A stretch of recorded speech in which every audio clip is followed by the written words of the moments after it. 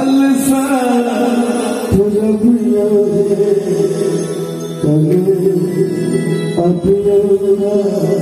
सब आदमी भगवान के दरबार में बैसल सी और सब मिलके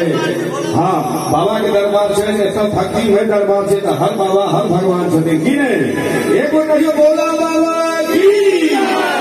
और सब मिल के कही चैन भैया से कि पूजा